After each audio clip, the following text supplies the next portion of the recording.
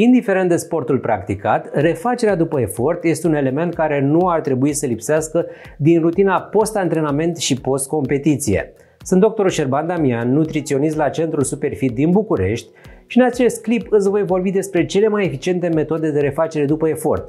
Înainte de a începe, nu uita să te abonezi la canalul meu. Există numeroase modalități de refacere mai rapidă a organismului după o activitate fizică solicitantă, de la simplul masaj până la folosirea unor tehnologii de ultimă generație care accelerează procesele de reparare musculară. Iată câteva metode eficiente de refacere disponibile și la clinica mea. Termoterapia.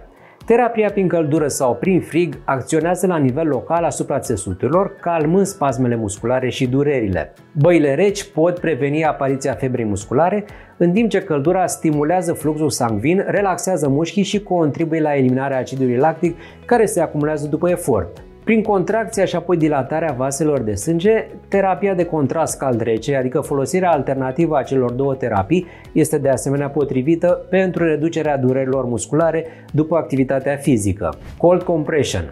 Combinând beneficiile compresiei cu cele ale terapiei prin temperaturi scăzute, tehnologia cold compression diminuează disconfortul cauzat de supra-solicitarea articulațiilor și mușchilor. Dispozitivele cu care se realizează cold compression au de obicei forma unor manșoane cu pungi de gheață în interior care se strâng și se dilată pentru a aplica o presiune plăcută la nivel local. Se obține astfel un masaj răcoritor care scade inflamația și are efect de destindere. Drenajul limfatic.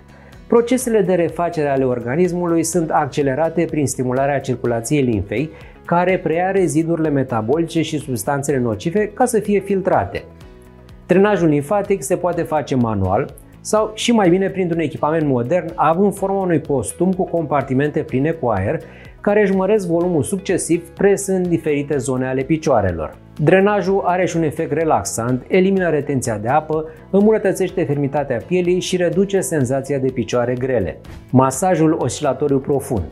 Față de masajul obișnuit, care nu reușește să ajungă la straturile mai profunde ale pielii, masajul oscilatoriu profund are efect asupra tuturor tipurilor de țesuturi: cutanat, conjunctiv, adipos-subcutanat, mușchi, vase de sânge, vase limfatice.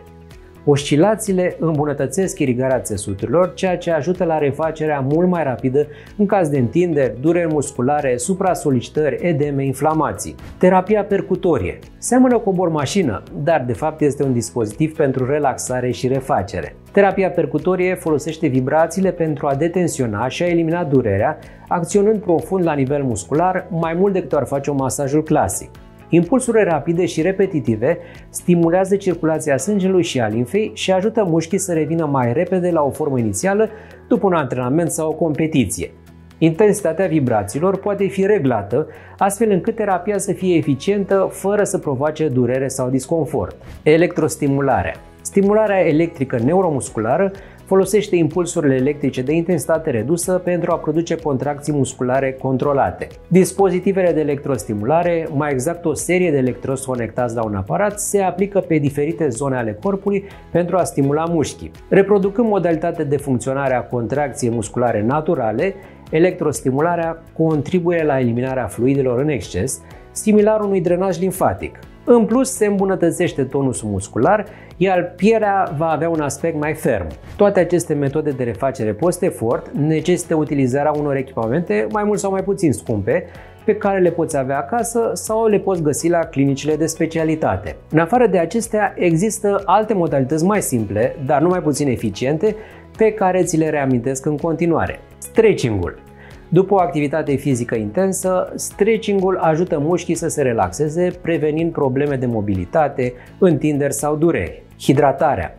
După fiecare activitate fizică mai lungă de 30-60 de minute, refăți nivelul de apă și electroliți consumând produse specifice, cum ar fi băuturi izotonice, tablete, capsule, care să compenseze pierderile de minerale din timpul efortului. Alimentația optimă. Pentru a reface depozitele de glicogen și a repara țesutul muscular, corpul are nevoie de o combinație de carbohidrați și proteine. Un raport de 3:1 carbohidrați-proteine reechilibrează rezervele organismului, susținând procesele de refacere. Și bineînțeles, cel mai important aspect, odihna. Acesta asigură refacerea deopotrivă fizică și mentală, așa că include-l neapărat în program în cantitatea adecvată. Sper că aceste informații ți-au fost de folos.